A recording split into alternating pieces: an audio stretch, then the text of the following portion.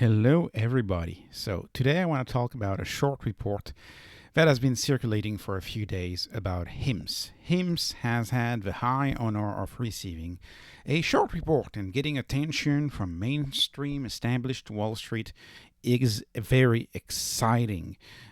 We've got many short reports in 2022. The market was down all year, and this may make us appear like short reports are always right. And so in the case of Hims, if you look at the short report was released and the stock went up, which is very interesting because we've moved into a new market phase where growth is slowly coming back in trends. So I think it's important to always take short reports with a grain of salt, right? The business of a short seller in general is to take a position, right, through derivatives and then release the short report, and then your releaser of the short report moves the stock and you make money through your derivatives on the stock. So that's usually what they do.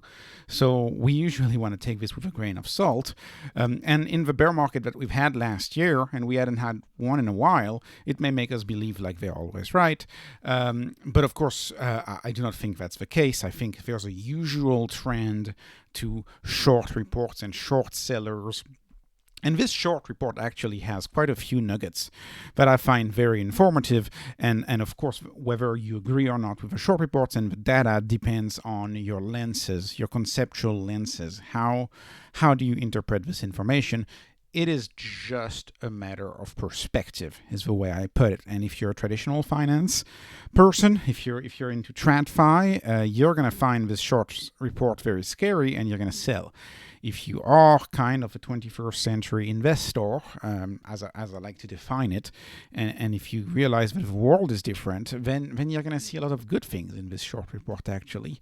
And it all comes down to this. But these tactics are the same for all short sellers. They point out the same things, and it's legitimate if you hold a 20th century view of the world. These are legitimate things, right? So they say, oh, competition. There's a lot of competition. Competition is coming. Competition is bad. That's a hallmark in the short report that was released against him. Oh, the competition's coming, right? It's a grand classic, right? Tesla, we've heard this about Tesla, but not just Tesla. Other short reports is all about competition. There's nothing special.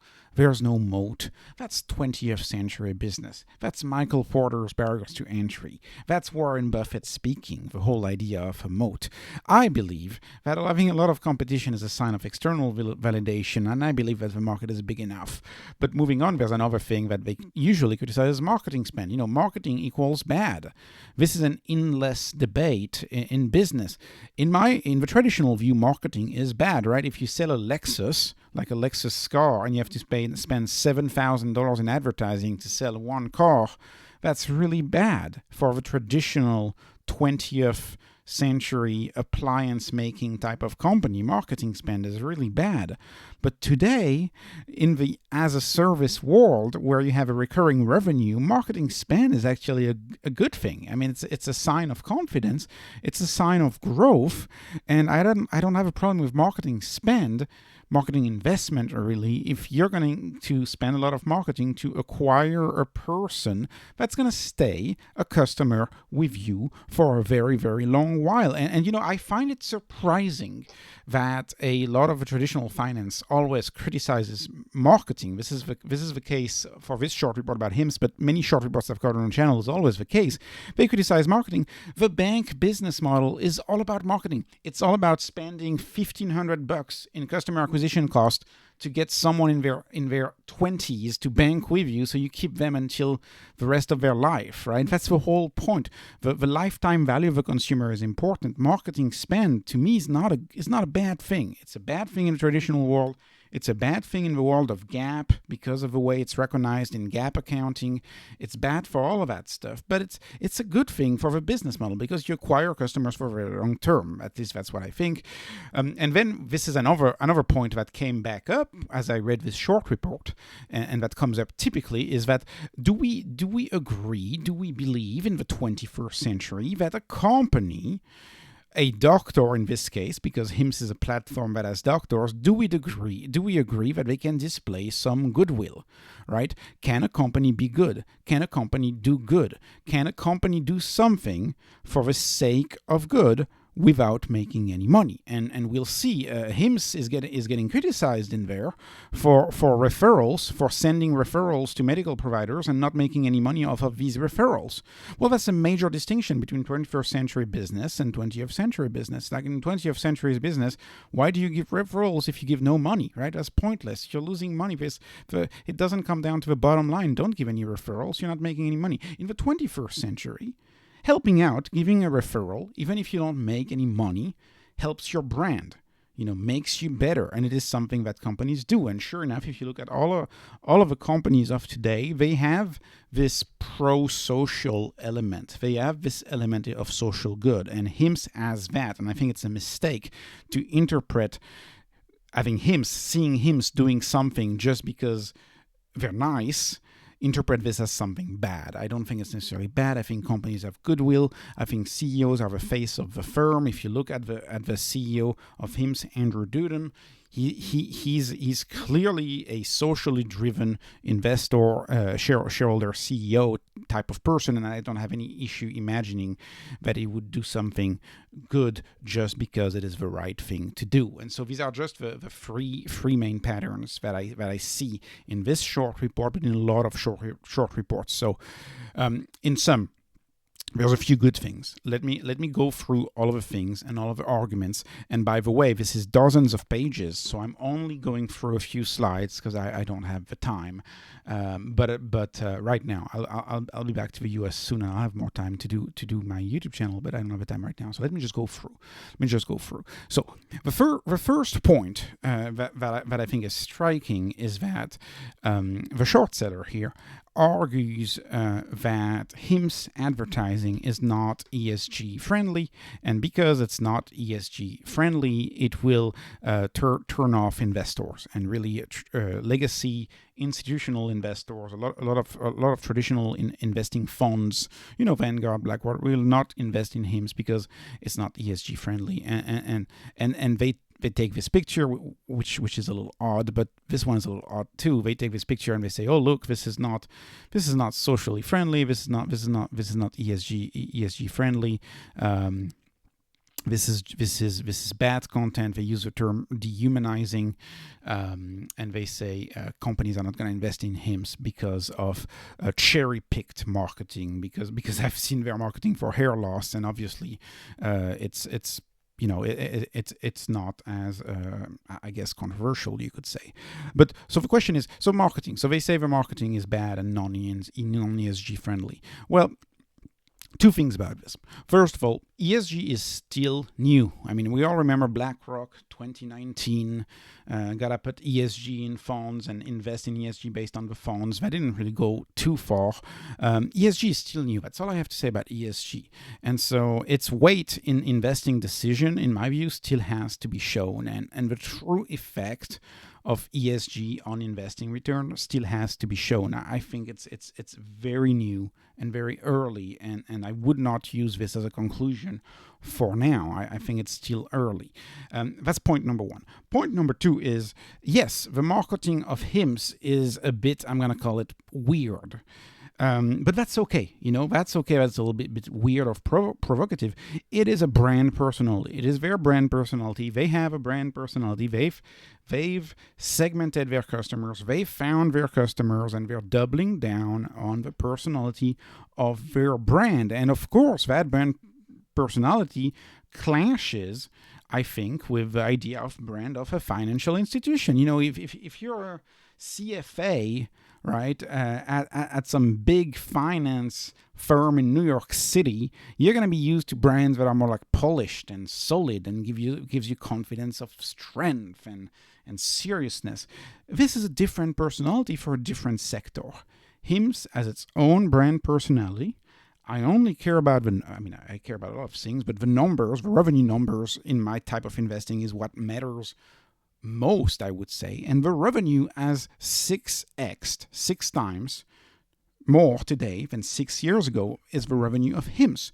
So the marketing, whether I find it weird or not weird, or whether I'm neutral, I'm really neutral on the marketing, has no weight in my investing decision for Hims. It shouldn't have a weight. It is their marketing. They have found their niche. Sure, it makes Some people think it's weird.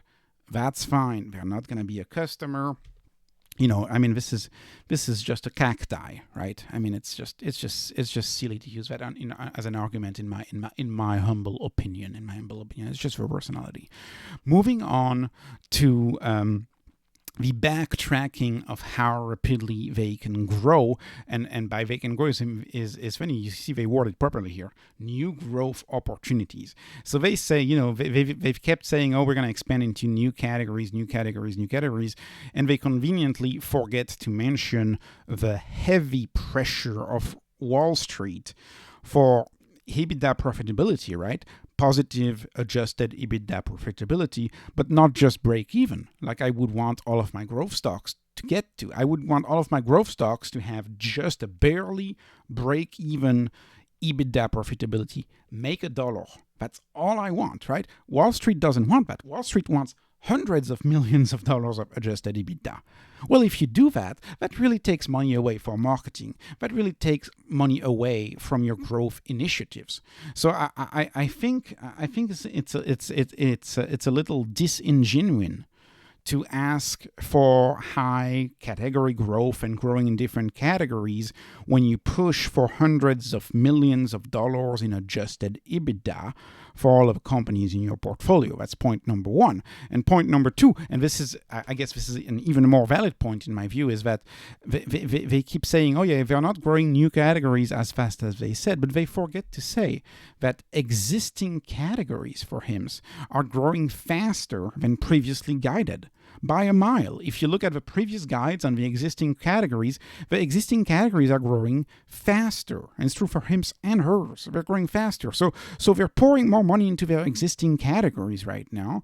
Those are growing faster than expected. Sure, the new growth opportunities are not growing as fast as they had guided, but this is made up, in my view, by the fact that existing categories are growing faster than expected, and also they are aiming for $100 million in adjusted EBITDA in 2025, right? So 18 months from now, $100 million. That's that much money that you can't put into marketing, that you can't put into hiring new people and into getting into new categories. So Wall Street has to make up its mind, right? My mind is made up. I don't want $100 million in EBITDA. I want them to invest in marketing. I want them to grow revenue faster. That's just me. So that's point number two. Point number three is the whole partnership / referral. And they say, we believe Hims partnerships with brick-and-mortar healthcare have zero economic substance. And this is where I find this a little silly. And you can say, oh, these guys say, oh, it's pretty inconsequential. It's marketing. That's what this former Hims executive is saying here in their interview. And all I have to say here is, so what? So what? Hims referrals to health providers, to brick-and-mortar health providers, right? Your local hospitals. When Hims makes a referral, Hims doesn't make any money. And of course, the SEC is going to care about that because the disclosure document is all about financial disclosures. So they're going to care, and they're going to say, well, you don't make any money from that. So say you don't make any money from that, but that's a financial document. But from a pure business standpoint, all I have to say is, so what if they don't make money from the referrals to providers? Right? I mean, it helps their mission. It helps their brand. Not everything has to do in the modern business. Not everything you do has to do with making money in the modern business. And this is something the traditional finance world has a very hard time understanding, right? If you look, I hate to talk about Tesla. Tesla is a controversial stock, but if you look at the moves of Tesla, of say opening the chargers, say having the CEO saying, "Oh, copy us. Our patents are available." Like this new form of doing business is just not sitting well with traditional Wall Street. But it is the way to go nowadays. Businesses protect their brand, build their brand, and sometimes they do things that don't make money in order to achieve a greater marketing goal, a greater competitive advantage goal. I don't have a problem with a company like Hims making a referral, even if they don't make any money. I don't have a problem with that because it helps their brand and it is the right thing to do. And they say, oh, a lot of facilities, this is the last thing here. They say, oh, a lot of these facilities are not interested in receiving referrals from Hims. Well, maybe they should be interested in receiving referrals from him. And that's what I will say. And I've made deep dives on the healthcare system and how it works, and how more often than not, the first question is, what is your insurance? That is more often than not what the question is. And Hims, by operating outside of the insurance network, solves for that issue. And so maybe those hospitals, those providers, maybe they should be interested in the referrals. Maybe they should have a mission as well. That's all I'll say here. Moving on to competition. So competition is the grand classic of shorts. I cannot think of a short report who does not ever bring up competition. Competition is a fact of life. You're always going to have competition. And these are the competitors that they write, right? And so, what they do is they go online and they just put whatever name they find online. They say, oh, look, this is a direct competitor. They don't really dig any deeper. But if you follow the channel, I've dug deep into Roman and RexMD. These are companies that I've covered on the channel. Rogaine, I've even talked about Rogaine and these different companies. I believe I've discussed Cost Plus 2 on this channel. Mark Cuban's company. GoodRx is a company I still have to cover. Just because you have competitors does not mean it's a bad thing. It's validation. It's really, really validation. Look at the sectors that grow really fast, like SaaS, like solar, like electric cars. It's not a bad thing to have a lot of competition. That's point number one. Point number two is, and this is where I think Hims shine. My last video I made about Hims, I called them an e-pharmacy and an e-doctor, all in one cohesive, easy app. That is the key part. Like discount pharmacies, if you go to Costco pharmacy, which is a discount pharmacy, you still need to have a prescription, likely from a specialist. Which means that if you want to see a specialist, in most insurance systems, you have to go for a physician, right? Try to go see a medical doctor, a physician, without a real emergency. And a lot of the issues that Hims covers are not considered emergencies. Try to see a physician. If you don't have an emergency, it's going to take 4 months to get a physical in a big city. And then probably another 4 months to see a specialist. And then you get your prescription. But that's not it. Once you have your prescription and you've dealt with the doctor part and you found the doctor that gives you the prescription, you're still going to have refills, right? So you're still going to have to go back through this process. Hopefully easier process, because you're lucky enough to find a specialist that does not move and does not change and just stays put at your hospital, and you don't need to go for another referral. But they will typically want to see you again, right? For consultations, for refills, right? It's and some of them just renew your prescriptions, but it's not always the case. When you're paying your monthly fee for Hims, you get both the doctor follow-ups and the doctor following you. You have a chat box, you can talk, you can ask questions, and you get the pharmacy all in once. You don't have a disjointed process, which quite frankly is very confusing. Sending your prescriptions to one place or another place, moving it, switching it. This is all confusing. Prescription cards, right? Going on GoodRx, downloading a prescription card, showing you to your pharmacist, having this weird pricing, unsure pricing. This is something that Hims, in my view, is trying to solve.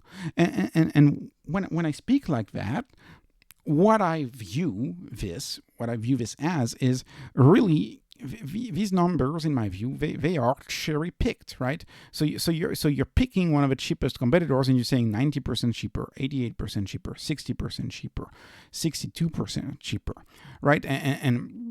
And obviously, you would have to check into the assumptions, and there's the minimum price available on the website too.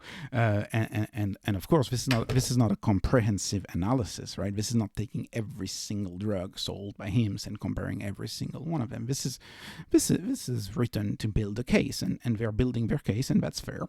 And I'm building my case too. But to me, first of all, it's dirt cheap, right? If you look at $3, that's dirt cheap anyways.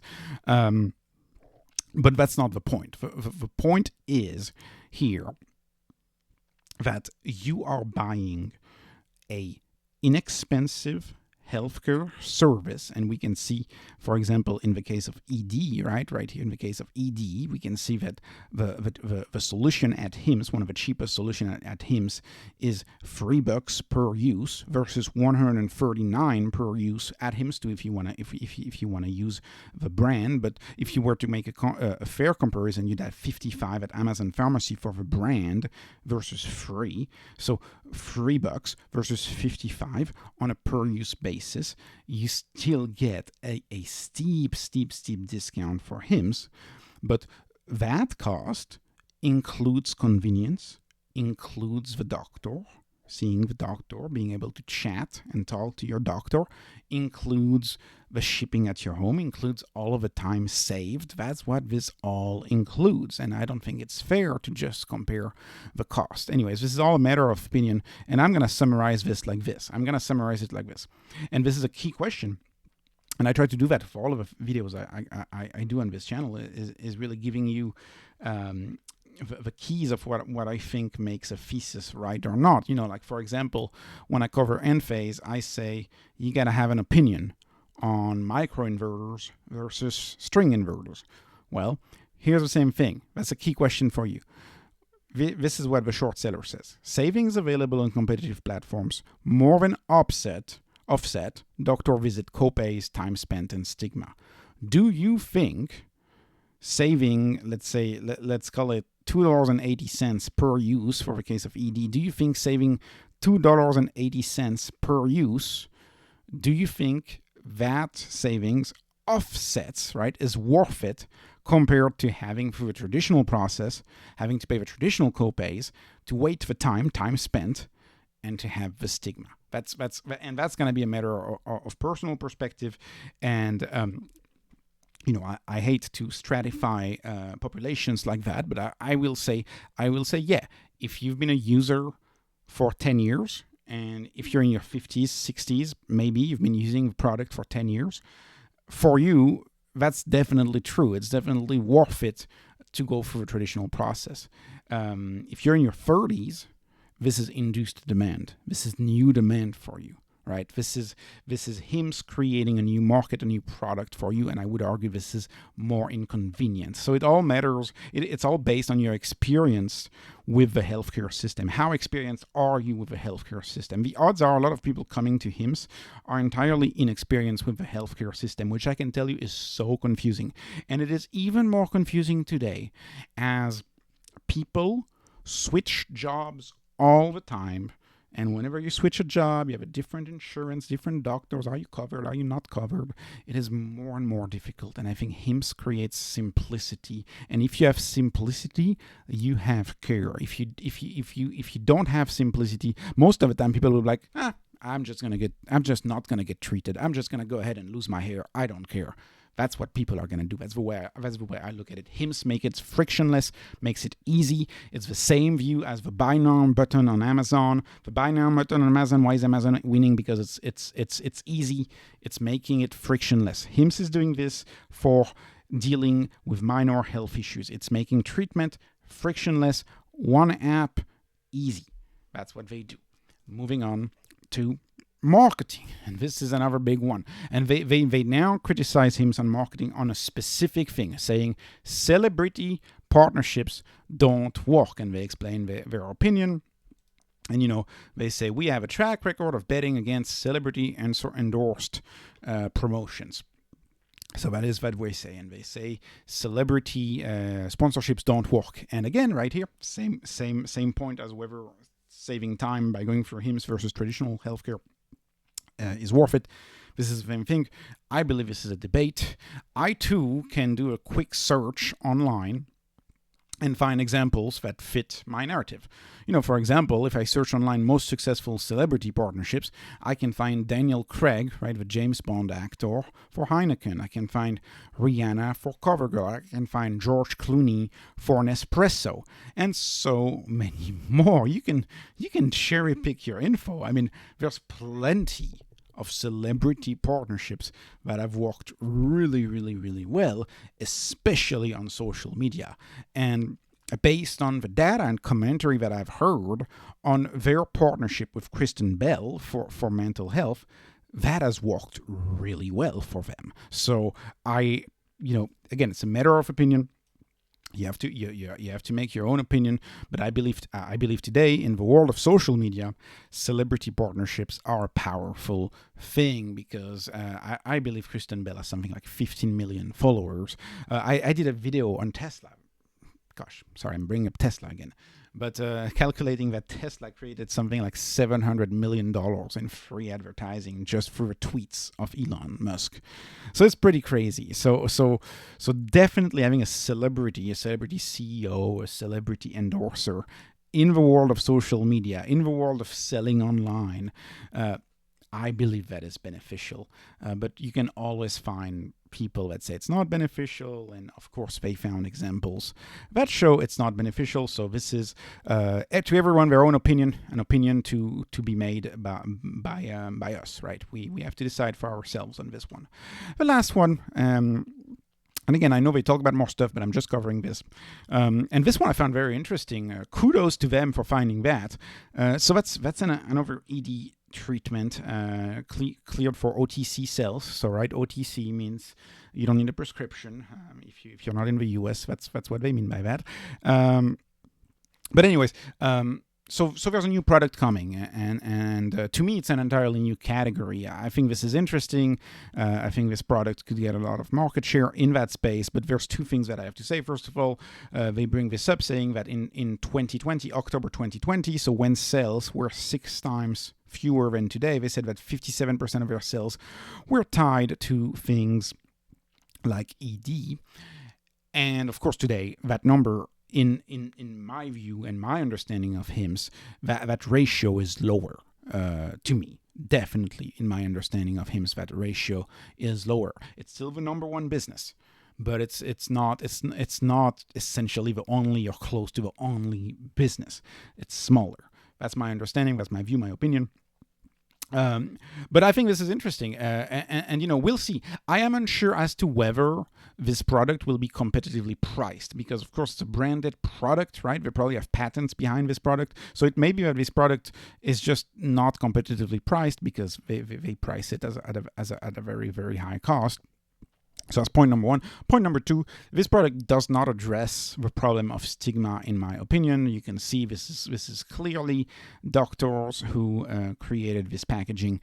This has nothing to do with the marketing that you get when you buy the Hims product, which is this is an ED drug as well. This is a product that's designed to deal and treat the same issue.